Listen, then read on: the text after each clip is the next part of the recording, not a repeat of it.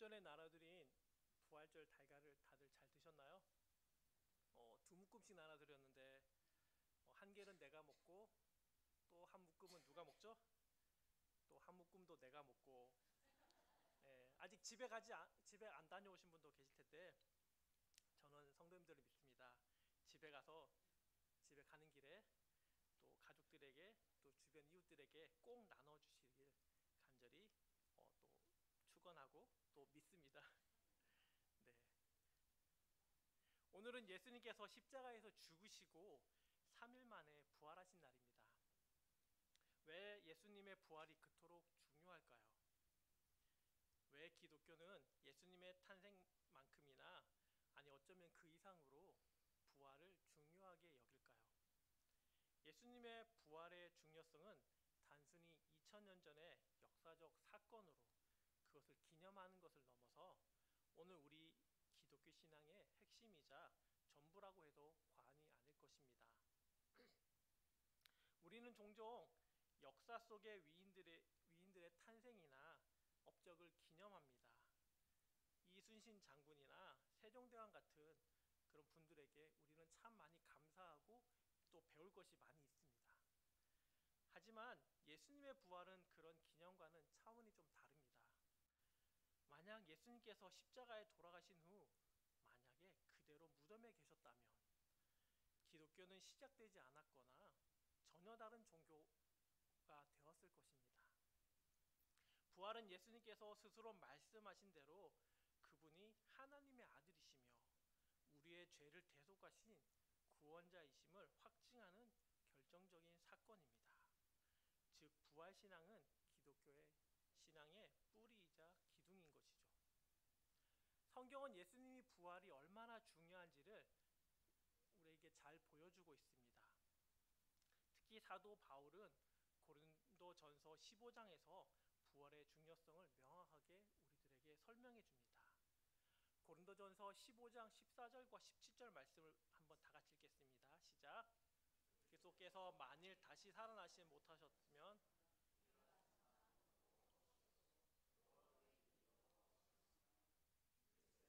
다시 살아나신 일이 없으면 헛되고 너희가 여전히 죄 가운데 있을 것이요.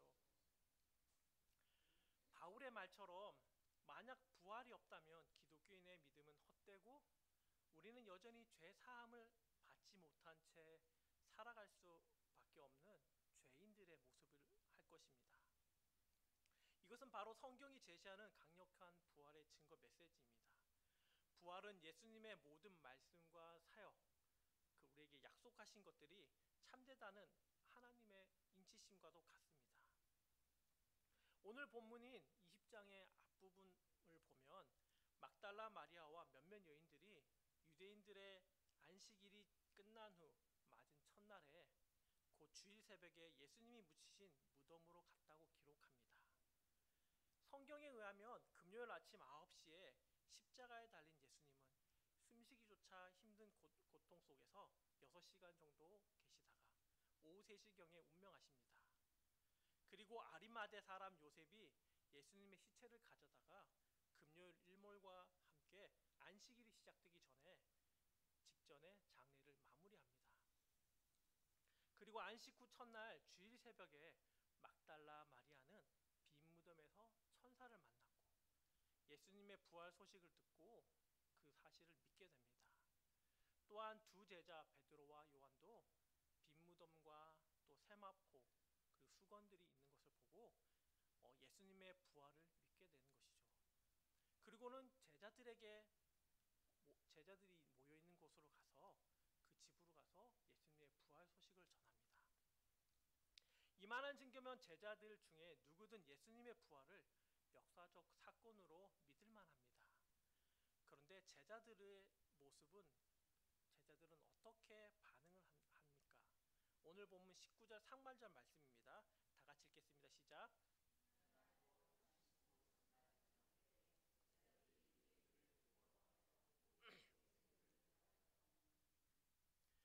오늘 본문은 안식 후 첫날, 즉 예수님께서 부활하신 날의 저녁입니다. 당시에 주님의 제자들은 유대인에 대한 엄청난 두려움에 빠져 있었습니다. 제자들은 안식 후 첫날 저녁에 한자리에 모여 있긴 하였으나 유대인들이 너무 두려워서 문을 굳게 잠글 정도였으니까요. 만일 제자들은 이때 주님의 부활에 대한 소식을 이미 들어서 알고 있었습니다.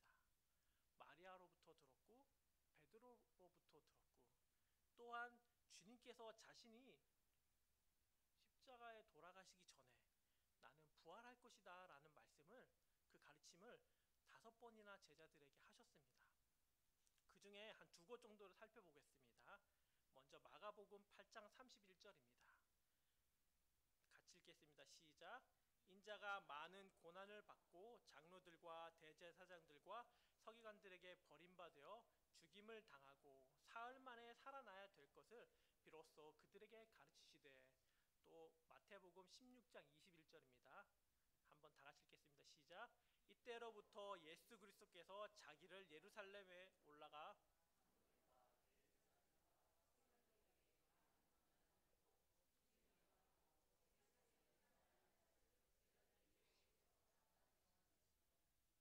아멘.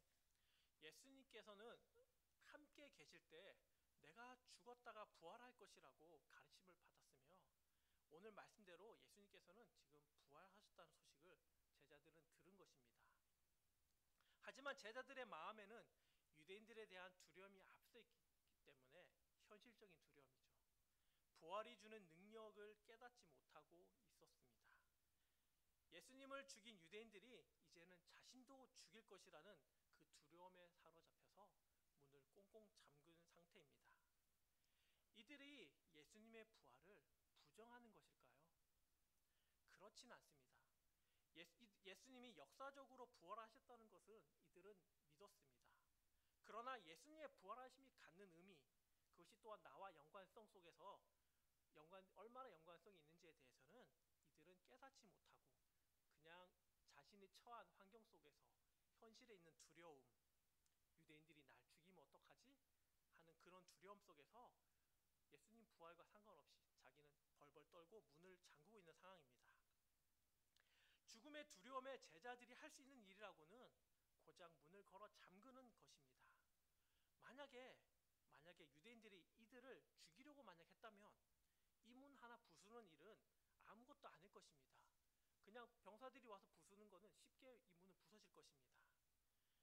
부활을 알지 못하고 진정으로 믿지 못하는 사람들이 지금도 죽음이 두려워서 무엇을 할까 도모한다면 그 모든 시도는 사실 제자들처럼 문을 걸어 잠그는 정도의 일밖에 되지는 않을 것입니다. 제자들이 진정한 대적은 유대인이 아닙니다. 그것은 바로 그들의 무지와 그리고 예수님을 향한 불신입니다. 그들이 부활하신 예수님과 복음을 위해 사는 것이 가장 복되고 안전한 길임을 인정하지 않는 한 두려움을 평강으로 바꿀 수 있는 것은 아무것도 없습니다. 제자들이 두려움에 빠져 있는 그때에 부활하신 예수님이 제자들에게 나타나십니다. 예수님이 잡히시던 때에 두려워서 도망갔던 제자들, 예수님이 재판받으실 때 예수님을 부인했던 베드로, 예수님께서 십자가에 달려 죽으실 때 멀리서 지켜만 보던 이들, 배신과 두려움에 자신의 믿음을 제대로 고백하지 못했던 이들에게 지금 예수님은 부활하셔서 찾아오신 것입니다. 19절 하반절 말씀입니다. 예수께서 오사 가운데 서서 이르되 너희에게 평강이 있을지어다. 제자들의 두려움을 기쁨, 평안으로 바꿀 수 있는 것은 무엇일까요? 사람들은 두려움이 생기면 높은 지위, 권력, 많은 재물 또는 그런 능력이 있는 사람들을 찾아서 더 단단하고 두꺼운 문을 만들어 두려움을 이겨내려고, 두려움을 회피하려고 하는 경향이 있습니다. 그러나 진정한 기쁨과 평안은 부활하신 예수님, 죽음을 이기고 다시 사신 예수님만이 주실 수 있는 것입니다. 예수님은 두려워하는 제자들에게 찾아오셔서 인사합니다. 너희에게 평강이 있을지어다. 너희에게 평강이 있을지어다. 이 말은 단순히 안녕 제자들, 내가 없는 3일 동안 그동안 너희들 잘 지냈니? 이런 안부 인사 정도가 아닙니다. 너에게 평강이 있을 것이라는 말은 이제 평화의 시대가 왔다는 선언입니다. 두려워 문을 잠그고 있는 제자들에게 이제는 두려워하지 말고 슬퍼하거나 염려하거나 무서워할 때가 아니라 내가 주는 참된 평안을 누릴 때라고 말씀합니다. 이제는 그 참된 평안을 너희가 받으라고 하십니다.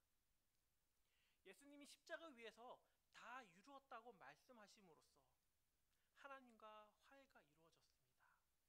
오늘 우리가 평안을 누리며 살 수 있는 이유는 역사의 주인인 예수님께서 십자가에서 우리 죄 문제를 해결하시고 다시 부활하셨기 때문입니다.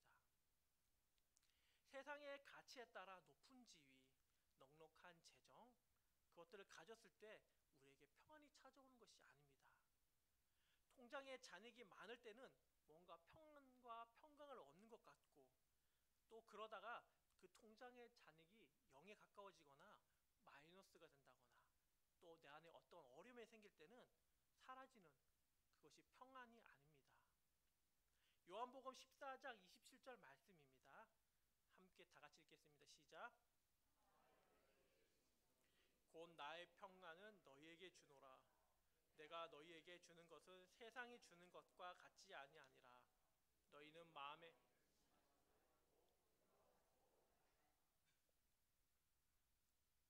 예수님께서 제자들에게 오셔서 평강을 전한 것은 약속의 성취이고 두려움에 떨고 있는 제자들을 위로하는 예수님의 놀라운 은혜입니다. 예수님은 자신을 보고도 믿지 못하는 제자들에게 손과 옆구리를 보여주십니다. 2절 말씀인데요. 이 말씀을 하시고 손과 옆구리를 보이시니 제자들이 주를 보고 기뻐하더라. 주님은 제자들의 마음을 달래주며 평안을 기원합니다. 평강을 선언하신 예수님께서 취하신 행동은 자신의 손과 옆구리를 보여주십니다. 그 손은 못 박히셨던 손, 그 옆구리는 창에 찔려 상처가 난 그 곳입니다. 예수님의 부활은 거짓이 아니요, 지금 귀신이나 헛것을 보고 있는 것이 아니고 실제 죽었다가 다시 살아나신 부활하신 분이심을 증거해 보이는 것입니다. 제자들의 죄값이 주님의 죽음으로 이미 지불되었고 그로 인해 제자들은 주님과 함께 평안을 누릴 수 있게 되었음을 보여줍니다. 그것을 보고 나니 제자들의 마음에는 안심이 되고 슬픔이 변하여 기쁨이 됩니다. 그래서 모두가 기뻐하였다라고 말합니다. 아울러 주님께서는 제자들에게 다시 사명을 주시면서 성령을 받을 것을 말씀해 주십니다. 이것으로 인하여 제자들은 다시 새 힘을 얻고 일어설 수 있었던 것이죠. 부활은 모든 것에 대한 새로운 시작입니다. 주님의 부활 자체가 사망과 어둠의 권세를 물리친 엄청난 사건이기 때문에 부활하신 주님은 다른 것은 전하지 않고 자신의 부활과 함께 희망과 평안, 그리고 제자들에게 사명과 성령님을 보내주신 것입니다. 그래서 부활하신 주님을 만난 사람들은 두려움에서 해방되어 삶에 대한 새로운 용기를 가질 수 있었던 것이죠. 주님을 다시 만난 순간부터 이미 두려움과 멀어져 있었던 것입니다. 그들은 주님이 분명히 살아나셨고 자신들을 돌보고 계심을 확인할 수 있었습니다. 예수님의 부활이 우리에게 주는 의미는 첫 번째, 우리는 새 생명을 얻었습니다. 부활은 우리에게 새 생명을 줍니다. 예수님의 부활은 죽음을 이기신 승리로서의 죄와 사망에서 있던 우리들을 생명으로 옮겨줍니다. 죄의 종으로서 이리저리 끌려다니고 고통과 두려움, 불안한 삶을 살았다면 이제는 우리의 존재가 죄의 종이 아니라 하나님의 자녀라는 새로운 신분을 가지게 되었습니다. 두 번째, 부활이 주는 우리에게 주는 의미는 옛사람이 죽고 새사람이 살아납니다. 새로운 생명이라는 것은 단순히 종교적 도덕을 지키는 것이 아니라 전인격적으로 그리스도의 생명으로 다시 태어나는 것입니다. 고린도후서 5장 17절 말씀입니다. 그런즉 누구든지 그리스도 안에 있으면 새로운 피조물이라. 이전 것은 지나갔으니 보라 새 것이 되었도다. 예전에는 내 생각대로, 내 자아대로, 내 마음대로 살았다면 이제는 하나님의 뜻을 구하고 순종하는 삶을 살고자 애쓰는 삶을 살아가게 됩니다. 또한 천국 가는 것이 우리 인생의 목표가 아니라 삶의 방향과 가치가 이 땅을 살아가면서 영혼을 사랑하고 복음을 전하는 삶을 살아가는 것이 참된 행복이고 참된 기쁨임을 깨닫고 살아가게 되는 것입니다. 부활의 예수님을 만난 제자들에게도 예수님은 자신들의 기쁨에만, 자신들이 예수님을 만난 그 부활의 기쁨에만 머물러 있지 말고 밖으로 나아가기를 원하셨습니다. 21절 말씀입니다. 우리 한번 다 같이 읽겠습니다. 시작.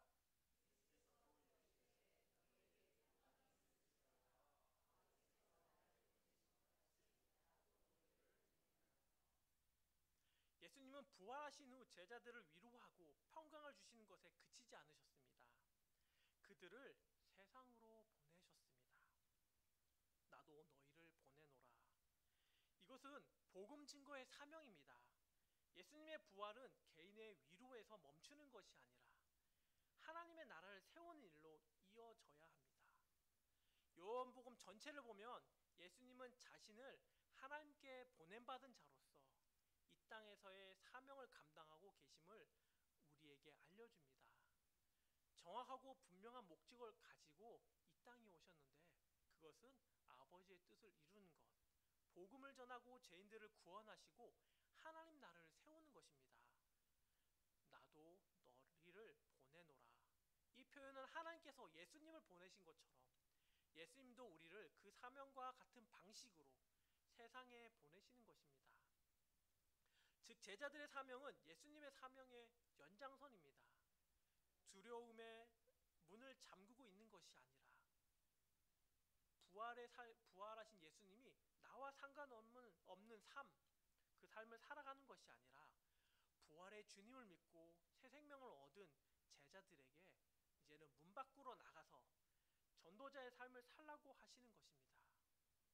예수님 자신이 이 땅에 온 것은 하나님의 뜻, 하나님의 사명을 이루기 위한 것이었음을 계속해서 밝힙니다. 하나님이 이것을 위해 예수님을 보내셨다는 것입니다. 그리하여 예수님께서는 사람들이 자신을 세상의 임금으로 세우려 할 때 자신이 가야 할 길, 복음을 전하고 십자가에서 죽으심으로 죄인들을 구원하는 놀라운 사역들을 감당하신 것입니다. 그런데 이제는 예수님이 제자들을 보내시겠다고 말씀하십니다. 사랑하는 성도님들, 저와 여러분에게는 사명이 있습니다. 이 땅을 사는 동안 감당해야 할 하나님의 사명입니다. 오늘 예수님은 그 사명의 자리로 우리를 부르십니다. 그런데 하나님의 일을 내 힘과 노력과 내 지혜로, 내 방법으로 감당할 수가 없습니다. 그래서 예수님께서는 사명을 주시면서 한 가지 더 말씀해 주십니다. 22, 23절 말씀을 우리 한번 다 같이 읽겠습니다. 시작.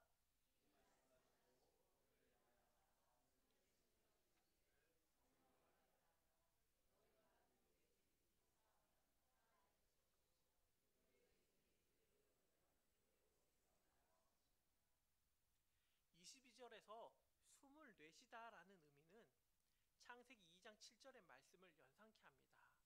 창세기 2장 7절입니다. 여호와 하나님이 땅의 흙으로 사람을 지으시고 생기를 그 코에 불어넣으시니 사람이 생명이 되니라.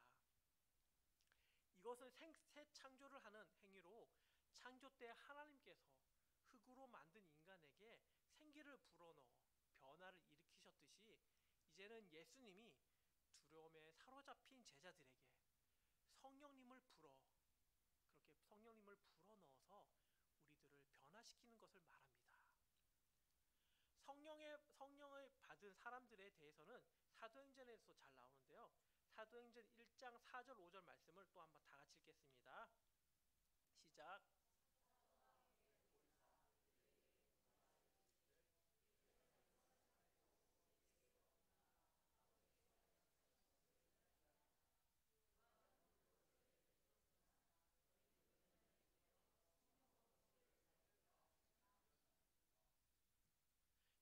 말씀에 순종하여서 120여 명의 성도들이 마가의 다락방에 모여서 합심하여 기도하였고 오순절 오순절날 성령님이 임하심으로 그들 모두가 주님의 복음을 전하는 증인으로 쓰임 받게 됩니다.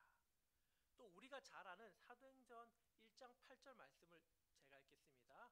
오직 성령이 너희에게 임하시면 너희가 권능을 받고 예루살렘과 온 유대와 사마리아와 땅 끝까지 이르러 내 증인이 되리라 하시니라.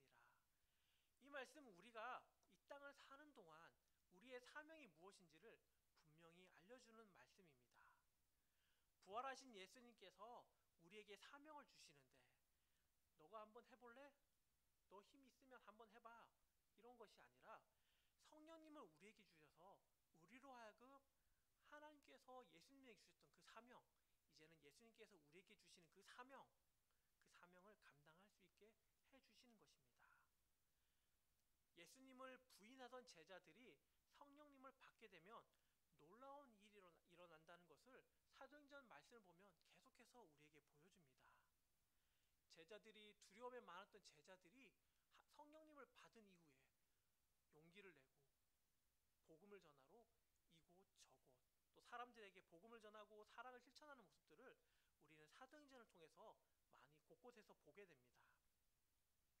성령님의 인도하심에 따라 기쁨과 감사함으로 예수님을 사랑하고 복음을 전하는 일, 이웃을 섬기는 일, 그 일들을 삶의 가장 우선순위로 여기고 살아가게 됩니다. 예루살렘과 온 유대와 사마리아와 땅끝까지라는 말은 예루살렘에서 복음을 전하고 예루살렘에서 복음을 다 전한 이후에 그 다음에 이제 유대로 가서 유대에서 복음을 전하고 또 그 다음에 사마리아에 가서 복음을 전하고 마지막으로 땅 끝으로 가서 복음을 전하라는 그런 의미가 아닙니다. 나 혼자서 이 많은 일들을 순차적으로 다 하라는 그런 의미가 아닙니다. 부활하신 예수님께 사명을 받은 자들, 부활을 살아가는 우리들이 동시다발적으로 복음을 전하는 자의 삶을 살아가라는 그런 말씀입니다. 누구는 아프리카 선교사로서, 또 누구는 서울에서, 또 누구는 직장과 가정에서, 또 이웃에게 그리스도께 우리의 그리스도께서 우리를 사랑하신 것처럼 우리들도 복음을 전하고 또 그 사랑을 나눠주는 삶을 살아가는 것이 바로 우리의 사명입니다. 부활의 기쁨으로 새 생명을 주신 하나님께 감사함으로 성령님의 인도하심으로 우리는 삶 속에서 맡겨주신 사명들을 감당해 가게 되는 것입니다. 주신 은사들로 이웃을 또 교회를 그렇게 더욱 든든히 섬기고 세워가는 우리 모두가 되기를 간절히 소망합니다. 말씀을 마무리하겠는데요. 예수님의 부활은 우리에게 새로운 생명을 주셨습니다. 죄인인 나를 구원해 주셨고 하나님의 자녀 삼아 주셨습니다. 또한 새로운 피조물로서 옛 자아는 죽고 하나님의 뜻에 따라 살아가는 존재, 영적인 존재로서 우리가 이제 살아가게 되는 것입니다. 마지막으로 우리에게 사명과 함께 성령님을 보내주셨습니다.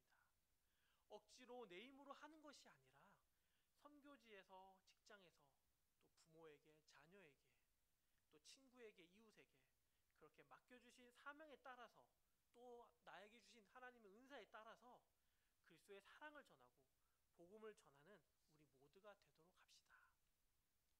예수님의 부활이 역사적인 사실에만 머물러 있지 않고 이 땅에서 천국을 바라보면서 새로운 피조물로서 부활을 믿고 부활하신 예수님을 믿고 부활을 실제적으로 살아가는 우리 모두가 다 되기를 간절히 축원합니다. 함께 기도하겠습니다. 사랑하는 하나님 감사합니다. 우리를 위해 죽으시고 부활하신 예수님께 감사와 찬양을 올려드립니다. 예수님의 부활이 단순히 역사적 사건만으로 기억하지 않게 하시고 이제는 그런 부활을 믿고 새로운 피조물로서 하나님의 자녀인 우리들이 이 땅을 살아가는 동안 천국을 바라보면서 주님 주신 사명을 따라서 잘 감당할 수 있도록 우리를 인도하여 주옵소서. 이 모든 말씀 예수님의 이름으로 기도합니다.